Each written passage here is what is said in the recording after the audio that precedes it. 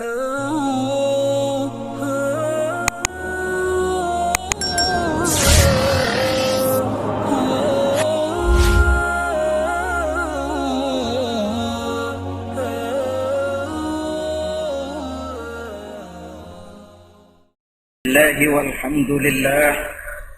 wassalatu wassalamu ala sayyidina rasulillah wa ala alihi wa sahbihi wa mawalah la hawla wa la quwwata illa billah amma ba'd.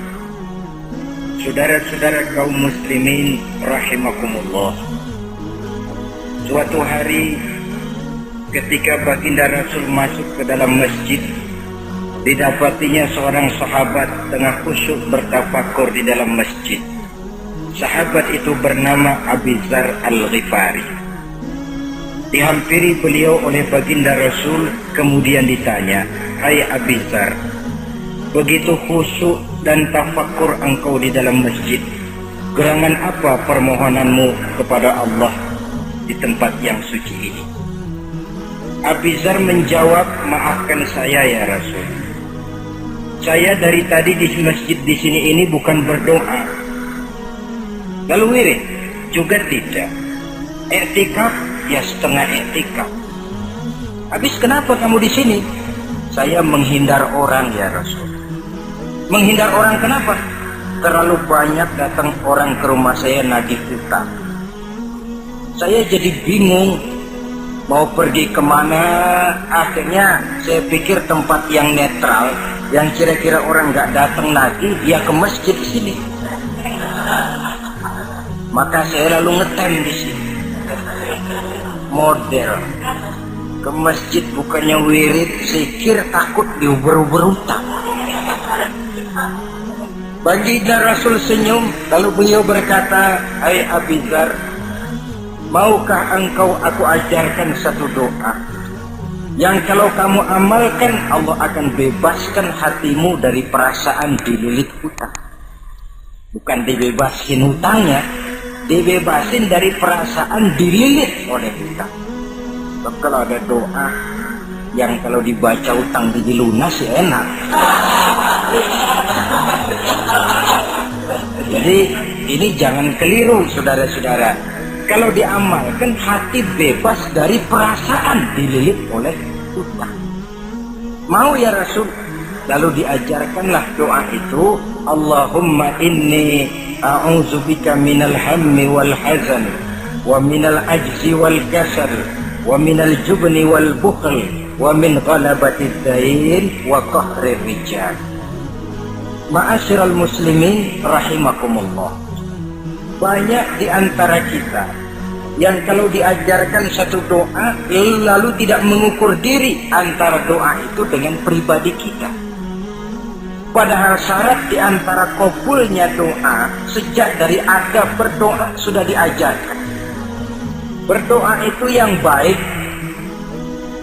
bersih tempatnya, bersih pakaiannya, menghadap ke arah kiblat, menengadahkan kedua belah tangan dengan khusyuk dan tawadhu, dengan serius dan penuh keyakinan bahwa doa akan dikabulkan oleh Allah. Sebab Allah dalam hadis qudsi menyatakan, "Ana inda zanni abdi bi."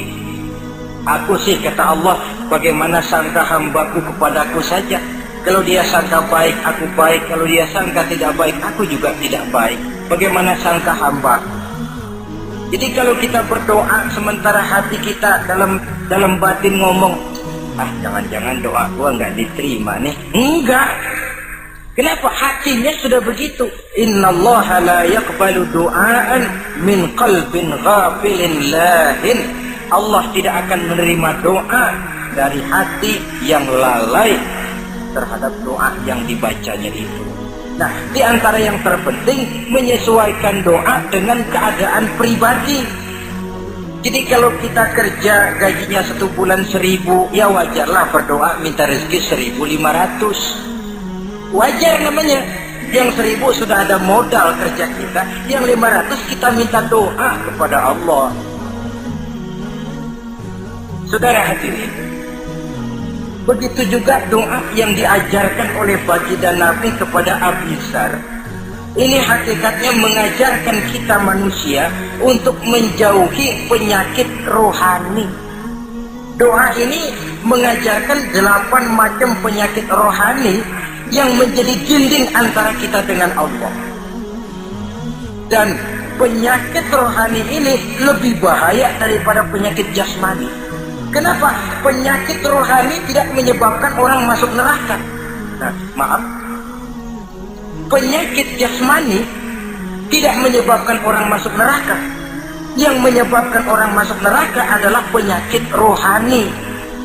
Di akhirat itu nanti tidak ada penduduk neraka ditanya, "Mas, sampean kenapa masuk neraka?" "Anu Pak, saya di dunia dulu korengan."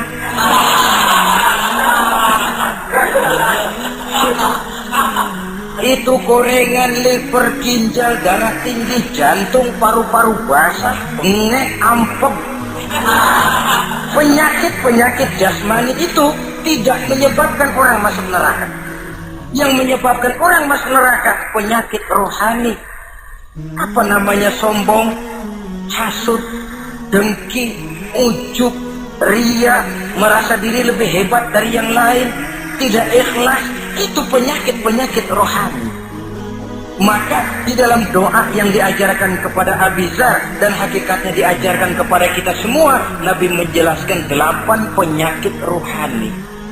Saya sampaikan ini pada pertemuan kali ini karena sekarang penyakit rohani jarang mendapat perhatian. Sedangkan penyakit jasmani, anak kita pilek dikit pun sudah berangkat kita ke dokter spesialis anak. Kita pusing sedikit pun sudah berangkat kita ke dokter. Tapi rohani kita menjerit, batin kita menangis. Kadang-kadang kita pura-pura tidak tahu. Apa penyakit rohani yang ada dalam doa ini? Pertama, a'udzubika minal ham. Aku berlindung kepadamu ya Allah daripada sifat ragu-ragu. Sifat ragu-ragu penyakit batin. Apa yang bisa dikerjakan oleh orang yang selalu ragu-ragu? Bahwa sebelum bekerja harus menimbang, itu perlu. Tapi kalau cuma tiap hari menimbang, kapan memutuskan? Orang sudah kemana-mana, kita masih main timbangan. Maka orang yang ragu-ragu hakikatnya orang yang sudah mengubur sebelah kakinya sebelum berangkat. Iya, tapi kalau kita nanti jadi salah kan lebih baik nggak usah berbuat. Keliru. Salah karena berbuat lebih baik daripada tidak pernah salah karena tidak pernah berbuat. Saudara salah tapi berbuat masih lebih baik daripada tidak pernah salah karena tidak pernah berbuat. Saudara baca Quran salah lebih baik daripada nggak pernah salah karena nggak pernah baca Quran. Gua nggak pernah salah dong baca Quran. Bacanya kapan? Nggak pernah. Ya pas. Oh nggak pernah baca, kapan mau salah? Saudara hadirin yang saya muliakan, dan orang sering bilang, kegagalan pada hakikatnya adalah keberhasilan yang tertunda. Jadi kalau kita gagal hari ini, besok kita harapkan tidak akan gagal. Gagal besok masih ada hari lusa. Bagaimanapun usaha, kemauan adalah processing.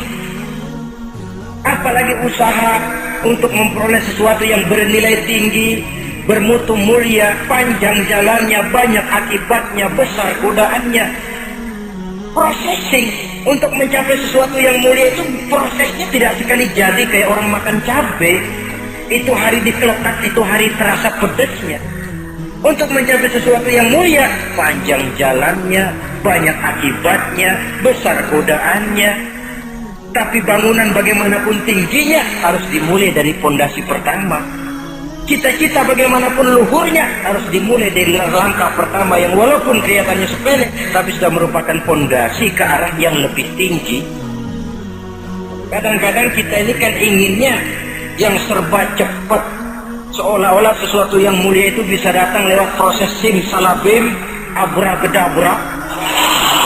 Lalu yang kita mau terwujud di depan kita alangkah mudahnya. Dan dari kegagalan-kegagalan akan lahir pengalaman. Dan pengalaman, kata orang Kulon, experience is the best teacher. Pengalaman adalah guru yang paling bijaksana. Kalau adik kita jalan di tempat licin, jatuh, besok dia lewat situ lagi, gak usah dipesen juga dia pasti hati-hati. Kenapa? Pengalaman. Kemarin kau lewat sini jatuh, sekarang harus hati-hati. Tapi kalau belum pernah jatuh, kita omelin kadang-kadang ngotot. Khawatir banget, sebelum juga jatuh, ngomel melulu gitu. Tapi satu kali dia jatuh, dia sendiri akan hati-hati. Begitu kegagalan yang kita temukan dalam hidup merupakan nasihat bahwa seorang muslim tidak mungkin jatuh di tempat yang sama 2 kali berturut-turut. Kemarin lewat di situ jatuh lagi, sekarang lewat di situ lagi jatuh lagi, emang goblok dah. Bisa jatuh 2 kali di tempat yang sama kan namanya tidak mengambil pelajaran dari apa yang sudah dia temui. Jadi saudara hadirin, terutama adik-adik remaja, masa depan kalian itu merupakan harapan dari semuanya. Kami yang tua terlalu banyak berharap dari kalian. Sementara hari depan kalian lihat sendirilah. Persaingan hidup makin tajam, tensi ekonomi makin tinggi, jumlah angkatan tenaga kerja yang masuk tidak jauh dari seimbang dengan lapangan kerja yang bisa disiapkan. Kalau kita dihambat oleh penyakit ragu-ragu, orang lain sudah berbuat dan kita masih menonton, boleh sangat jadi nantinya kita akan terpojok di sudut-sudut kehidupan untuk lebih banyak jadi penonton daripada jadi pemain. Lebih sering menjadi objek daripada menjadi subjek. Istilah Arabnya lebih sering menjadi maf'ul daripada menjadi fa'il. Namanya juga orang nonton, soknya kan kayak lebih pintar dari yang main. Wajar orang nonton bola ngomel melulu. Itu Maradona tolol. Maradona ditololin. Ajak sederajat goblok, ajak digoblokin. Kalau sudah dia disuruh main ke lapangan, gempor dia nggak bisa nembak. Namanya penonton, dan wajar saja penonton juga kalau nggak surat nggak rame tuh lapangan. Saudara hadirin yang saya muliakan, maka keraguan-raguan akan jadi penyakit yang menghalangi orang pada saat dia harusnya sudah berbuat, dia malah berpangku tangan. Akhirnya dia akan jadi orang yang ketinggalan kereta. Sementara hidup tidak berjalan mundur ke belakang dan tidak juga berhenti. Tidak ada kata berhenti atau kata mundur dalam hidup.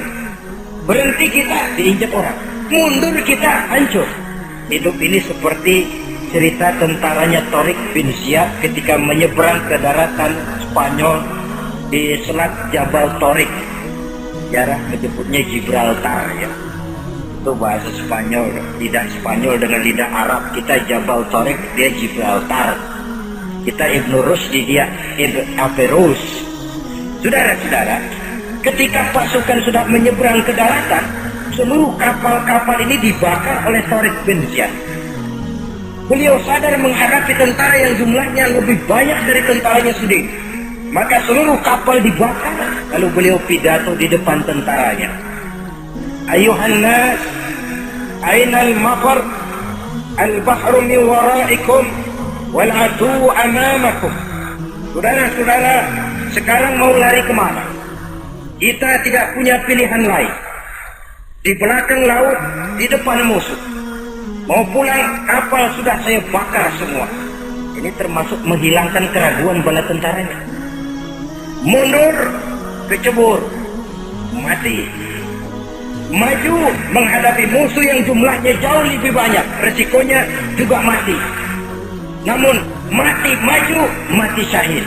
Mati mundur, kecebur, mati konyol. Pilih. Ya tentu tidak ada pilihan lain. Menghilangkan keraguan di kalangan tentaranya, juga menghadapi kehidupan ini. Menimbang adalah perlu, tapi berbuat lebih perlu lagi. Jangan takut salah, karena salah berbuat lebih baik daripada tidak pernah salah karena tidak pernah berbuat. Kesalahan pada akhirnya akan mendidik kita untuk tidak salah lagi pada masa-masa yang akan datang.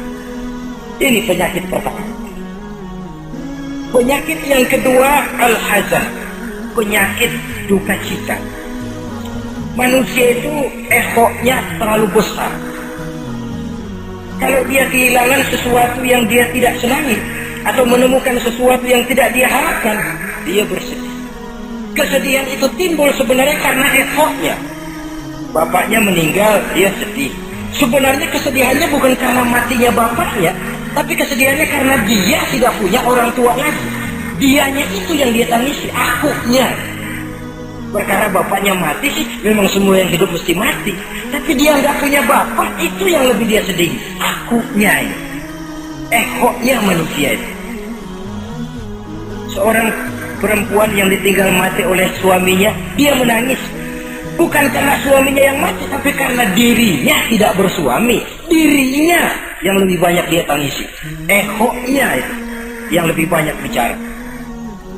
Oleh karena itu agama mengajarkan, kata Nabi, ahbib habibaka haunan ma asa ayyakuna baghidaka yawman ma wa abghid baghidaka haunan ma asa ayyakuna habibaka yawman ma.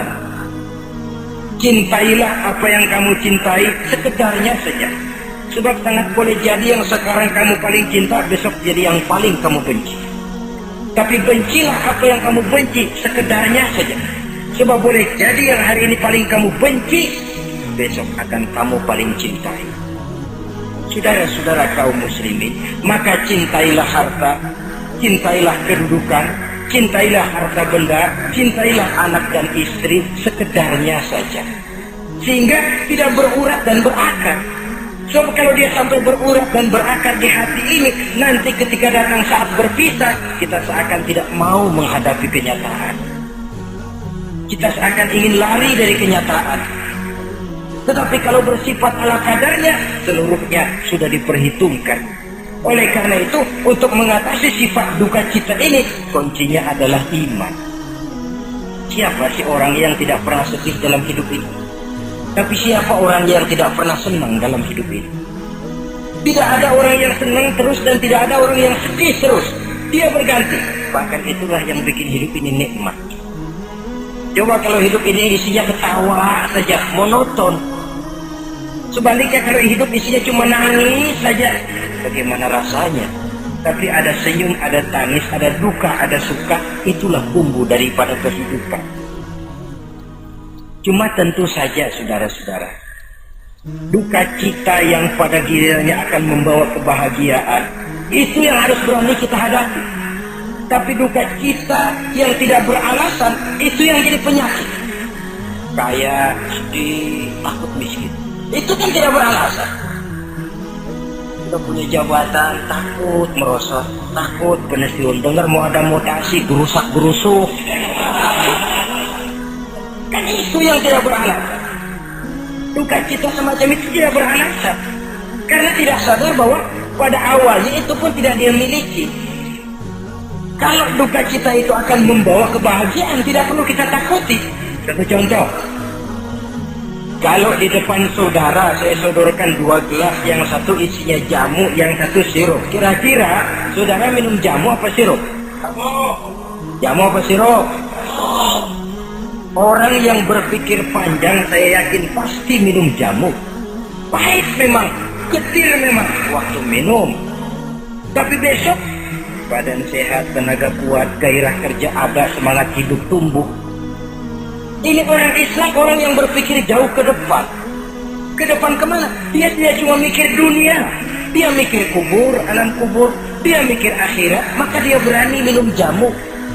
Apa jamu itu? Puasa, jamu pahit, emang enak banget bos, tengah mati. Sembahyang, jamu pahit. Sedekah, jamu pahit sekarang. Tapi besok kita pulang ke alam kubur, ya Allah, nikmat alam kubur. Untung kemarin waktu di dunia minum jamu. Waktu di dunia sembahyang, kuburan terasa nikmat. Waktu di dunia sedekah, kuburan dipakein AC. Padahal cuman goceng sedekahnya. Adapun orang yang di luar Islam, dia berpikir pendek. Yang dia lihat cuma yang di depan hidungnya saja. Dia nggak mikirin alam kubur, dia nggak mikir akhirat. Yang dia pikirin cuma dunia aja. Kenapa gue mesti minum jamu pahit, sirup nih manis, dia minum sirup. Manis memang waktu minum, tapi besok bibir mancung, bengkak, sirawan, sariawan itu. Saudara-saudara, sholat sirup, tidak sholat sirup manis. Orang-orang puasa dia tidak puasa sirup manis. Bakhil, pelit, sirup manis. Baik sedekah ya, tumpuk aja tuh harta dah, jangan disedekahin. Sirup manis memang.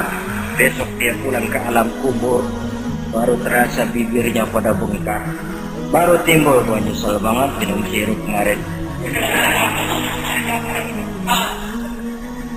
Jadi saya katakan kuncinya adalah iman. Berangkat dari surah Ali Imran ayat 139, Allah berpesan, wala tahinu wala tahzanu wa antumul a'launa in kuntum mu'minin.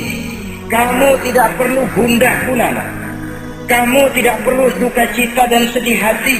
Kamu sesungguhnya adalah tinggi jikalau kamu benar-benar beriman. Jadi dengan iman, duka cita yang tidak beralasan tidak perlu ada. Karena sifat duka cita yang tidak beralasan merupakan penyakit rohani yang menjadi penghambat agar orang tidak memperoleh kemajuan apapun dalam kehidupannya. 2. Penyakit rohani yang ketiga, saudara-saudara, al-ajz, penyakit lemah. Nabi menyatakan, al-mu'minul qawiyyu ahabbu ilallahi minal mu'minid dha'if. Orang mukmin yang kuat lebih dicintai Allah daripada orang mukmin yang lemah. Sifat lemah tidak disukai oleh agama dan merupakan penyakit batin. Bukan lemah lembut, lemah. Lemah apa? Dah segala lemah. Lemah ekonomi, agama mengajarkan kadal fakru ayyakuna kufran.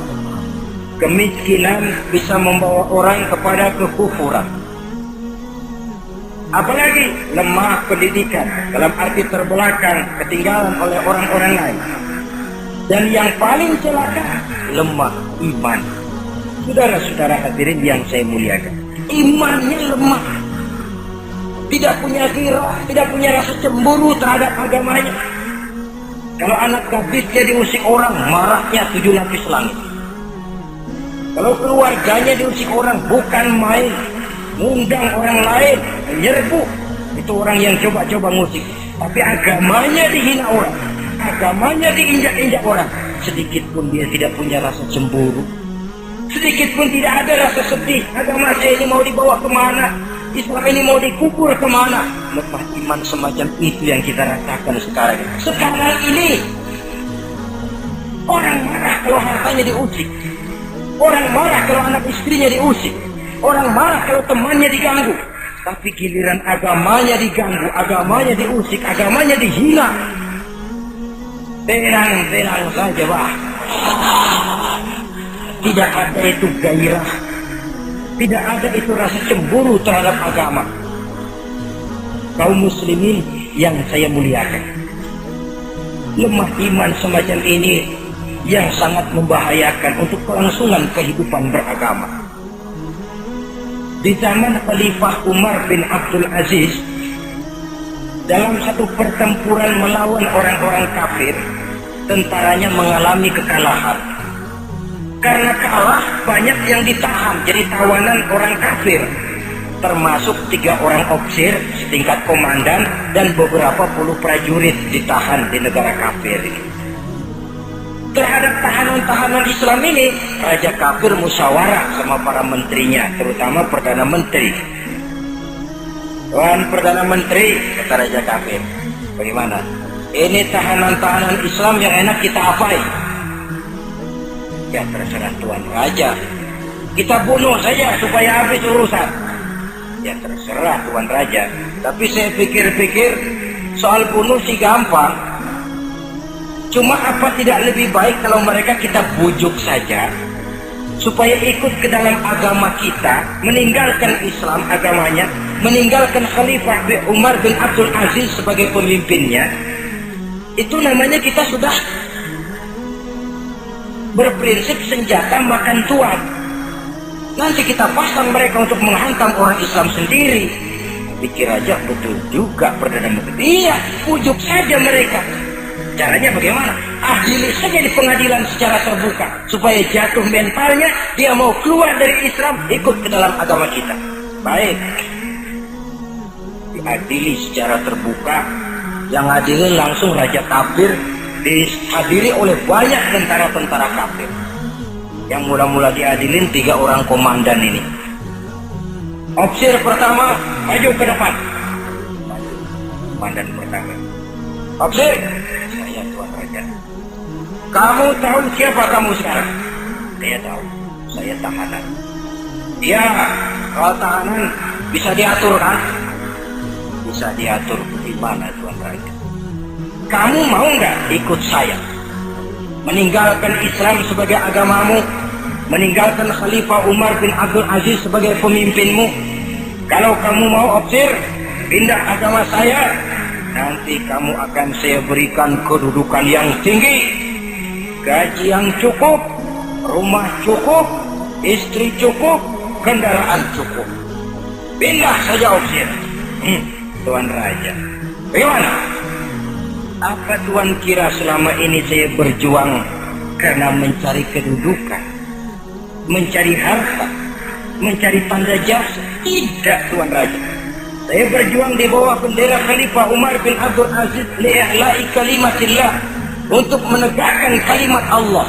Saya tidak akan tergiur dengan tawaran Tuan Raja. Kamu gila ya? Ya.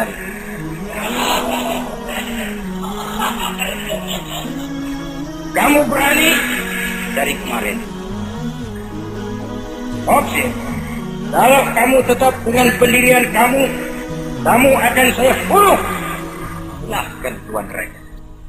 Lebih baik nyawa terpisah dari badan, asal iman jangan berpisah dari hati. Gila ini. Biarin. Bunuh. Datang lalu. Pancung kepalanya, putus lehernya, dengan badannya pisah. Jatuh kepala itu ngegelinting ke bawah, muter kepala itu kayak orang tua sambil ngaji baca Quran. Tinggal kepalanya saja, bisa dengan badan masih sempat ngaji. Sampai raja kafir bingung, minggir, ini ada kepala ngaji. Ayatnya yang dia baca, ya ayyatuhan nafsul mutmainnah, irji'i ila rabbiki radiyatan mardiyah. Wahai jiwa yang tenang, kembalilah kamu menghadap Allah dengan ridha dan diridhoi. Engkau gugur sebagai syahid, tidak tergiur oleh bujukan harta, tahta dan kedudukan. Niatmu ikhlas karena Allah, kembalilah menghadap Allah dengan ridha dan diridhoi.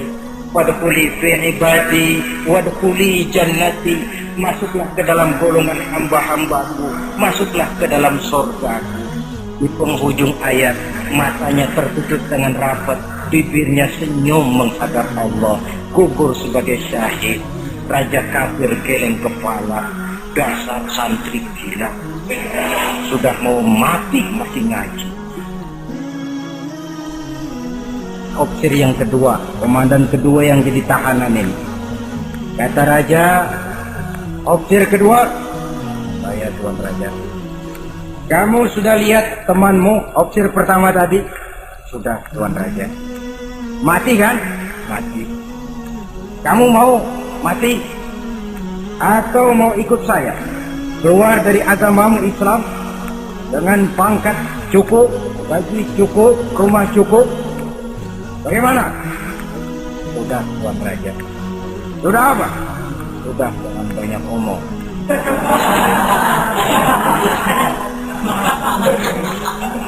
Maksud kamu bagaimana?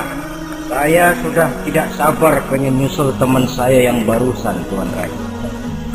Saya tidak sanggup bayangkan bagaimana dia disambut oleh para bidadari di surga, disambut oleh para malaikat dengan ramah tamah, menikmati kehidupan di alam yang penuh dengan keridhaan. Oh Tuan Raja, Sudah, jangan banyak omong. Kalau mau potong, potong saya.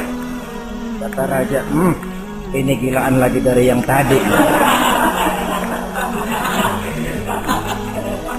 Yang tadi masih bisa diajak berunding, ini sudah minta dipotong. Ayo, Algojo, potong.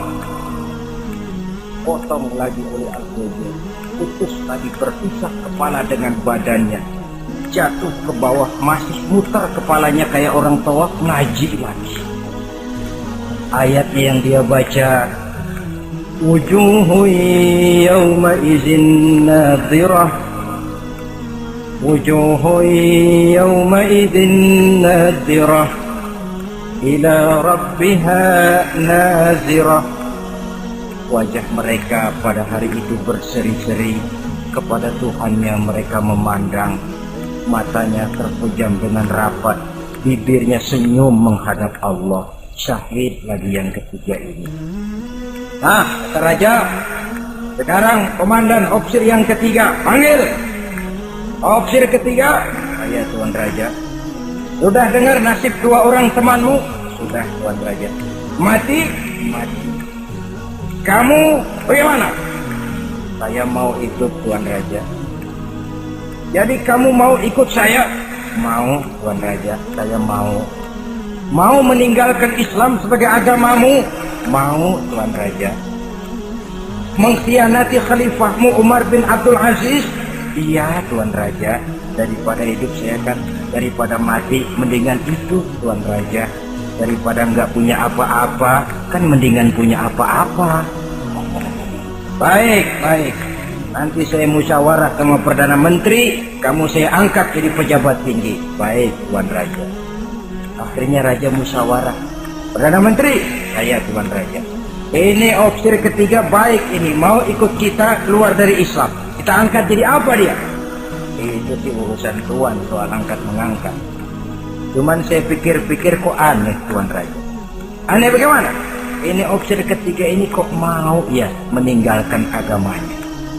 Mau mengkhianati saudaranya sendiri. Saudaranya sebangsa, setanah air, seiman, sekeyakinan, hanya karena ditawari oleh kedudukan mau dia khianati. Orang itu kalau sudah mau mengkhianati bangsanya sendiri, Tuan Raja, apalagi bangsa lain. Sekarang ini dia sopan sama kita karena kepengen selamat. Nanti kalau ada kesempatan, bukan kita yang ditikam dari belakang, senjata makan Tuan. Jadi menurut kamu bagaimana, Perdana Menteri? Menurut saya opsir ketiga ini komandan bejat. Masa orang bejat jadi pejabat, rusak rakyat. Malah orang dua yang mati itu orang bagus, punya prinsip, punya pendirian, nyawa taruhannya iman tidak goyah. Itu malah kalau bisa yang dua itu dihidupin lagi. Orang punya pendirian, ya hidupin itu gimana udah kadung mati? Tidak bisa. Jadi yang ketiga ini gimana? Kalau menurut saya yang ketiga ini bunuh saja, Tuan Raja. Ngapain miara orang bahaya? Bunuh saja. Bunuh. Iyalah, kalau begitu bunuh saja. Betul juga kamu. Sidang dibuka kembali. Opsir ketiga, gimana Tuan Raja? Saya diangkat jadi apa? Kamu nggak diangkat. Nggak diangkat gimana? Kamu opsir bejat. Kok bejat? Iya. Agamamu saja kamu mau tinggalkan, saudaramu sebangsa setanah air mau kamu khianati, apalagi kami yang orang lain bangsa dengan kamu. Kalau ada kesempatan kami akan kamu tikam dari belakang. Jadi saya gimana? Kamu dibunuh. Bunuh. Yang aja. Bunuh. Yalah, bunuh. Tapi saya mau Islam lagi ah. Tadinya saya mau keluar dari Islam, saya pikir dapat kedudukan tinggi kalau dibunuh juga. Iyalah bunuh, tapi saya tak Islam lagi. Terserah mau Islam mau tidak, pokoknya bunuh. Iya, saya mau Islam lagi. Cepat. Iya. Kalau mengucap dua kalimat syahadat mau Islam lagi, macet beda. Ayo cepat. Iya Pak. Asyhadu Ayo cepat. Iya Pak, asyhadu Tidak bisa. Sampai goloknya Al-Qudu keburu sampai ke lehernya. putus leher itu, pisah kepala dengan badan, jatuh kepalanya ke bawah. Dia bekas orang Islam, masih bisa ngaji juga, cuman ayat yang dibacanya lain sama yang dibaca dua temannya tadi. Ayat yang dia baca begini, afaman haqqat alaihi kalimatul azab apa anta tunkizu man finnar. Orang yang sudah memang akan mendapat vonis azab di neraka, bisakah kamu menyelamatkan mereka dari azab yang sangat pedih? Bertahun-tahun dia berjuang untuk Islam di bawah kepemimpinan Umar bin Abdul Aziz dengan niat li'i'la'i kalimatillah. Tapi di akhir perjuangannya dia tergoda oleh harta dan kedudukan.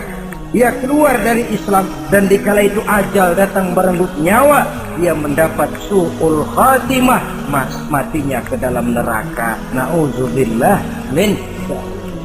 Ini termasuk lemah iman, saudara-saudara, dan itu penyakit yang bahaya. Biar lemah ekonomi, biar lemah pendidikan, kalau iman kuat, insya Allah masih ketolong. Tapi biar ekonomi kuat, pendidikan kuat, iman lemah, karena yang kuat tadi akan menghancurkan nilai iman yang lemah itu tadi. Disinilah mabda'nya, berlindung kita kepada Allah dari lemah hati, lemah iman, lemah akidah. Baik, penyakit rohani yang ketiga, wa a'udzubika minal kasal.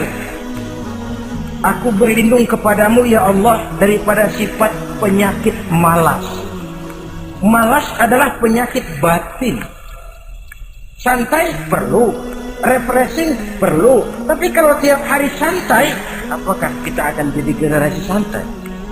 Dan persoalan apa yang bisa kita selesaikan dengan posisi santai?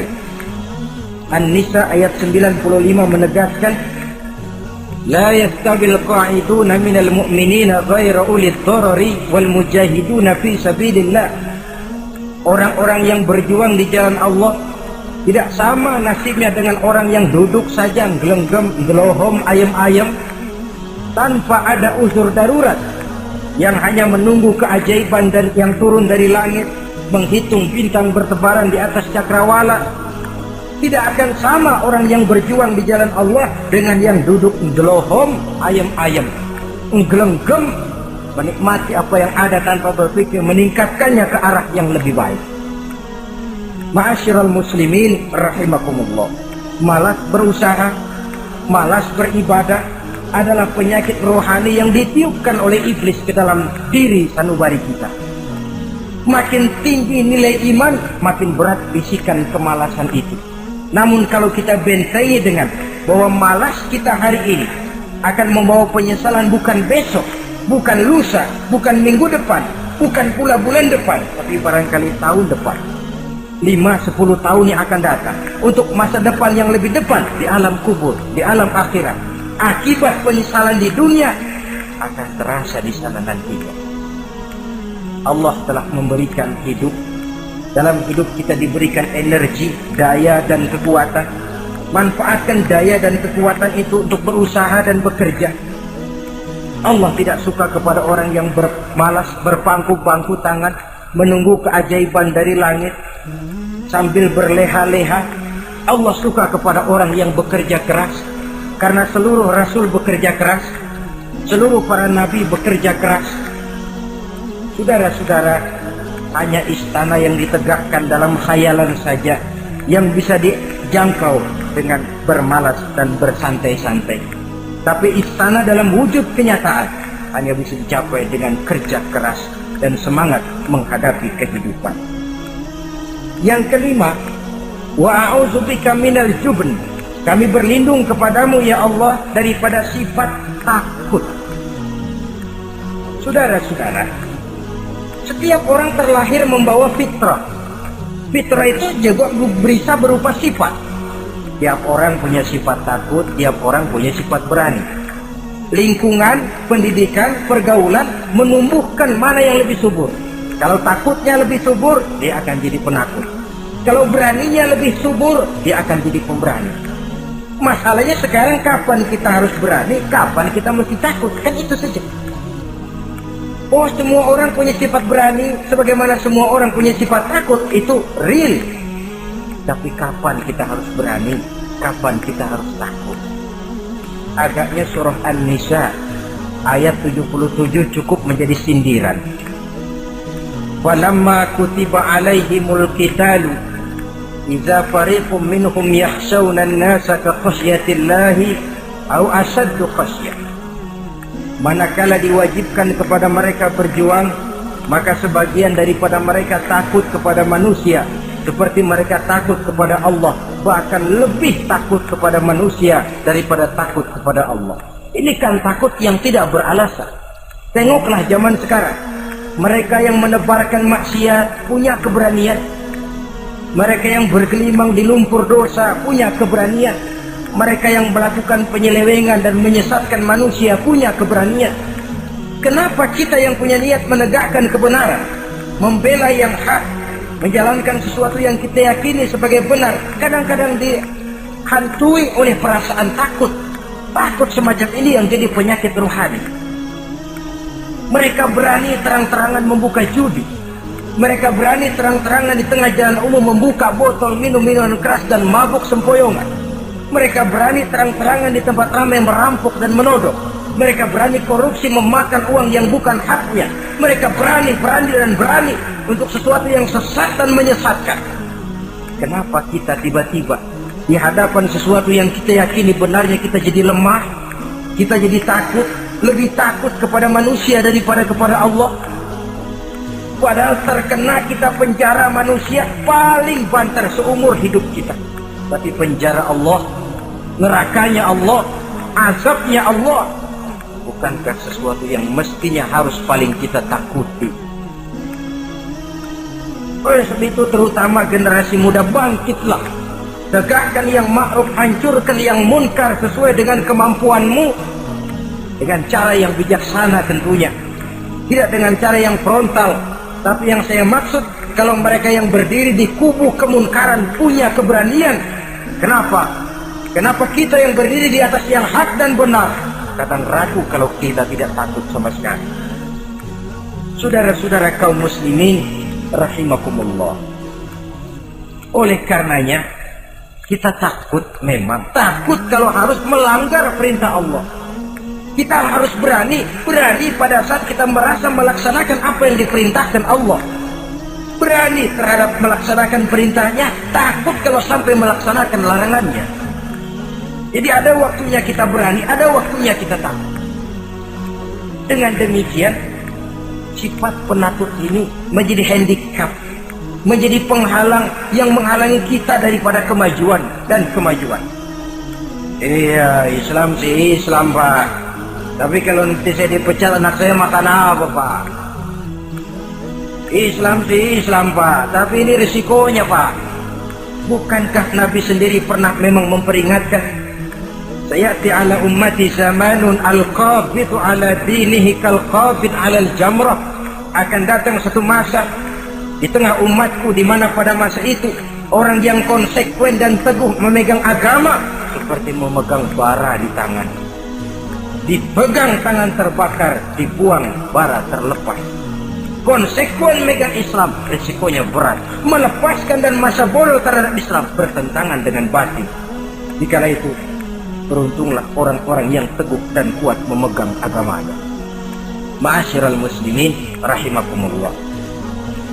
Hanya sifat berani yang menyebabkan Islam berhasil menembus dinding Jazirah Arabia, memasuki Bizantium dan Persia, mendarat di Spanyol, memasuki Selat Jabal Tariq, pada gilirannya mewarnai hampir 2/3 belahan bumi, menjadi mercusuar di lapangan ilmu dan peradaban.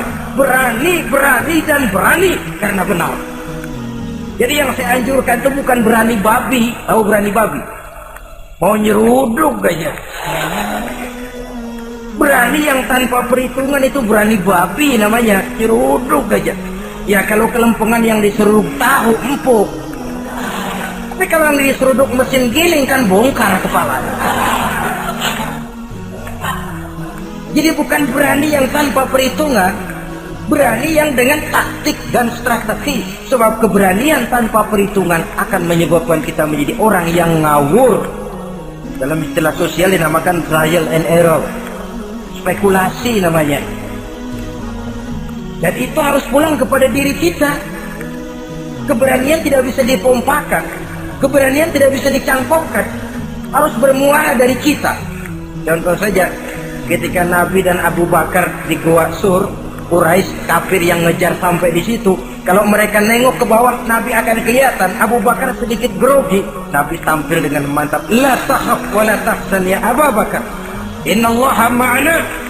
Abu Bakar, kamu tidak usah takut, kamu tidak usah khawatir, Allah bersama kita. Keberanian timbul karena yakin ini jalan Allah, yakin Allah pasti akan bela. Keberanian itu nggak bisa dicangkokin, nggak bisa cuma teriak, saudara-saudara jangan takut, Allah bersama kita, mulutnya. Tapi kalau hatinya juga perang, apa iya, itu sudah tertarung di kaki sendiri. Jadi memang harus ada variasinya. Ibarat pepatah, tukang joget yang baik ngerti irama gendang. Kalau kita terlalu keras, gampang dipatahin orang. Kalau kita terlalu lemah, diinjak terus. Mestinya tahu kapan mesti keras, tahu kapan mesti lemah lembut. Saudara hadirin yang saya muliakan, baiklah ya, itu penyakit yang kelima. Penyakit yang keenam, wa a'udzubika minal bukhl. Kami berlindung kepadamu ya Allah daripada sifat bukhl, pelit bin kikir alias medit. Ini penyakit rohani. Kenapa seorang bisa kikir? Karena dia tidak sadar. Pokoknya duit saya ya keringat saya. Dia tidak sadar bahwa itu amanah. Dia tidak sadar bahwa dia kadang-kadang diberikan kehormatan oleh Allah untuk menjadi keran yang menyampaikan rezeki kepada orang lain. Rezeki dia cuma lewat tangan saya. Orang bakti yang gak punya pikiran begitu. Yang ada yang di kantong saya, keringat saya, sama orang lain kagak ada urusan. Kalau dia sadar, rezeki saya cuma lewat tangan, rezeki dia cuma lewat tangan saya. Dia berfungsi sebagai keran, rasa bakhil itu tidak perlu ada. Yang kedua, orang bisa bakhil karena jama'a mala wa addada. Suka ngumpul-ngumpulin harta lalu ngitung-ngitung. Ngitung. Orang kalau terlalu ngitung kan yang ada kurang melulu. Kebangetan ngitung melulu. Aduh, 10.000. Kalau 15.000 aja enak aturnya. Dapat 15.000, tanggung dikit lagi. Kalau 20 aja cukup dan nih. Yang nggak pernah cukup sesungguhnya. Jama'a malan wa addada. Kalau sudah kesina, dia akan sampai kepada yahsabu anna malahu akhlada. Dia akan menyangka bahwa harta itulah yang bisa mengekalkan dia. Ya mengekalkan kebahagiaannya, ya mengekalkan keluarganya, ya mengekalkan umurnya, ya mengekalkan kehidupannya sampai kepada tahapan keliru. Kalau sudah begitu, berat pisah sama harta.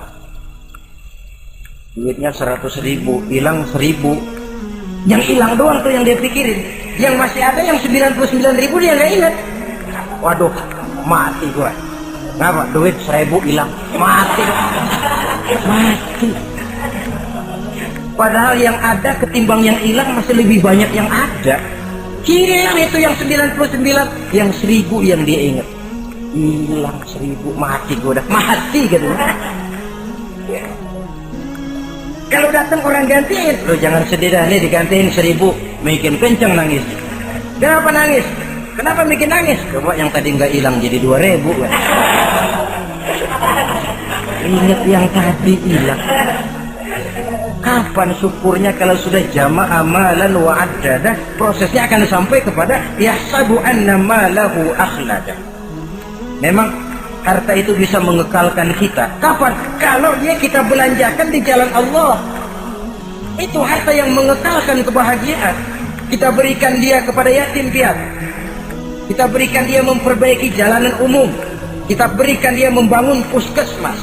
Kita berikan dia membangun masjid, pondok-pondok pesantren, memakmurkan majelis-majelis taklim. Itu harta yang mengekalkan kita. Adapun yang kita belikan, ya belikan pakaian pangkatnya toko. Bagus benar. Sekarang 4-5 tahun yang akan datang, lari ke dapur. Bukan dibersihin, ngebersihin. Makanan yang paling enaknya waktu di tenggorokan. Sudah masuk ke dalam perut, sudah gak ada bedanya singkong dan sate. Malah besok pagi keluar bauan sate daripada singkong. Bedanya makanan cuma di kerongkongan saja. Saudara hadirin yang saya muliakan, jadi kalau sadarlah kita bahwa karunia yang datang itu memang amanah Allah, kenapa harus bakhil? Bahwa rezeki orang harus lewat tangan kita, kenapa harus mengelak? Tidak ada orang jatuh miskin karena dia dermawan. Tidak ada orang jadi susah karena banyak menolong orang. Karena mungkin keberkahannya yang penting itu. Dia menolong orang, orang tidak bisa membalas, tapi Allah membukakan jalan lewat jalan lain yang tidak dia perkirakan sebelumnya. Ma'asyiral muslimin, apalagi kalau orang itu adalah orang yang dekat dengan kita. Maksud saya ibu bapak kita. Oh, itu balasannya paling kontan. Berbuat baik kepada ibu, berbuat baik kepada bapak.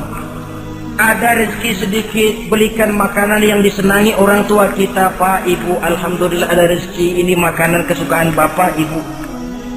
Menurut kita sederhana, sepele, Allah akan balas, itu paling kontan lewat jalan yang tidak kita sangka-sangka. Ibu bapak, yatim piatu terutama juga. Saudara kaum muslimin rahimakumullah. Oleh karenanya, sekali lagi tidak ada orang jadi kaya karena dia kikir, pelit. Kenapa sih tuh orang jadi miliuner? Oh, dia dari muda pelit banget. Tidak ada. Dan tidak ada orang jatuh bangkrut karena rajin sedekah. Kata Nabi, inna shadaqatal mar'il muslim tazidu fil umri wa tadfa'u mitata su'i. Sesungguhnya sedekahnya seorang muslim bisa menambah panjang umur dan menyelamatkan orang dari mati secara su'ul khatimah. Panjang umur bisa artinya jumlahnya tambah, bisa berarti walaupun orangnya sudah mati, namanya tetap hidup dikenang orang kebaikannya. Itu pun panjang umur namanya. Namanya tidak hancur walaupun jasadnya hancur, masuk ke dalam tanah dimakan oleh cacing tanah. Namanya akan hidup terus, bahkan ditulis dengan tinta emas dalam sejarah. Bakhil, pelit adalah penyakit batin. Dokternya agama dan kemauan diri merubahnya dengan sadar bahwa karunia adalah amanah. Ini penyakit bakhil nggak bisa ke rumah sakit, ke rumah dokter medis. Dokter, saya punya penyakit pelit, bagaimana ngobatinya? Suntik. Tidak bisa. Suntiknya adalah agama, saudara-saudara. Yang ketujuh, wa min ghalabatid dain, inti doa. Saya berlindung kepadamu ya Allah, jangan sampai ada perasaan dililit utang. Bahwa kita hidup tutup lubang, gali lubang itu biasa. Tapi kalau gali terus nggak pernah nutup, ini mau kejeblos namanya. Utang lu nggak bayar-bayar, namanya gali lubang, nggak pernah nutupin. Bahkan Nabi pesan, alaikum biddain, fa innahu hamun billail wa dani'un bin nahar. Kalau bisa kamu nggak usah ngutang. Kenapa? Utang itu siangnya bikin kita takut ketemu orang, malamnya bikin kita susah tidur. Coba dah kalau nggak bisa ngutang, berabe, malam nggak bisa tidur, siang takut ketemu orang. Jangan kepergok nih kalau ada duit buat bayar. Jalan ke sono, takut ketemu. Jalan kemari, takut ketemu. Akhirnya nggak kemana-mana, ngumprak di rumah. Tetapi adat hidup, saudara-saudara, apalagi kita yang ekonomi menengah ke bawah, biasa. Adat hidup itu tutup lubang, gali lubang, saling menerima, saling memberi. Tapi yang diajarkan oleh agama, oke, gali lubang silakan, asal bisa nutupin. Kalau tiap hari gali lubang dulu, kan kejeblos akhirnya. Oleh karena itu, apalagi hutang ini menyangkut hukukul adami, hak manusiawi. Itu di akhirat nanti ya, taubatnya lebih sulit. Kalau saudara dosa kepada Allah, taubatnya cuma 3 syaratnya. Nyesel, berjanji tidak akan mengulangi, meninggalkan perbuatan jahat. Tapi kalau menyangkut hak manusia, syarat taubatnya 4. Saudara mencuri sendal, syarat taubatnya nyesel, berjanji tidak akan mengulangi lagi, meninggalkan perbuatan mencuri, lalu yang keempat, sendal orang pulangin. Atau minta maaf dan minta ridho dari yang bersangkutan. Sebab ini menyangkut hukukul adami, hak manusiawi. Nggak bisa saudara nyolong sendal, taubat langsung kepada Allah, taubat Tuhan, nggak lagi-lagi nyolong sendal. Tapi sendal orang dibekap terus, ya belum. Nah, termasuk masalah hutang ini. Ma'asyiral muslimin rahimakumullah. Jadi silahkan gali lubang, asal ada kemungkinan untuk nutup, dan pada saat kesempatan untuk nutup datang, tutup dulu supaya besok bila bisa gali lagi. So, kita kadang-kadang kalau ngutang begitu datang rezeki aja giliran mau bayar, rasanya kan berat. Masih ada keperluan lain, datang yang lagi anu aja bang, tar, datang lagi sok, datang lagi tar, datang lagi sok. Kalau tar sok saja nembak terus, ya kapan-kapan mau kita bisa tutup itu lubang. Ma'asyiral muslimin rahimakumullah. Yang terakhir, penyakit batin, waqahrir rijal. Kami berlindung kepada-Mu ya Allah, jangan sampai kami hidup di bawah bayang-bayang orang lain. Jangan sampai kami hidup di bawah pengaruh orang lain, hidup disetir orang lain. Badan merdeka tapi jiwa budak. Badan merdeka tapi mental budak. Kita hidup jadi robot. Kemana saja yang nyetel arahkan, ke situ kita berangkat. Hidup tanpa prinsip. Qahri rijal. Hidup jadi bayang-bayang bagi orang lain. Alangkah tidak nikmatnya. Kehilangan kepribadian, tidak punya sikap mandiri. Itu pun penyakit rohani. Karena pada akhirnya nilai kita ditentukan oleh kepribadian kita. Kebesaran tidak bisa dengan nyempeng kepada orang lain. Kekayaan tidak bisa dengan mengakui leluhur. Pribadi kita, sepanjang kita masih hidup di bawah bayang-bayang orang lain, sepanjang itu kita tidak akan pernah punya kepribadian. Dan bila kita tidak punya kepribadian, maka orang tidak akan pernah mencatat kita dalam kehidupan ini. Nah, inilah pertemuan kita yang singkat, mudah-mudahan ada manfaatnya. Terima kasih dan mohon maaf. Wassalamualaikum warahmatullahi wabarakatuh.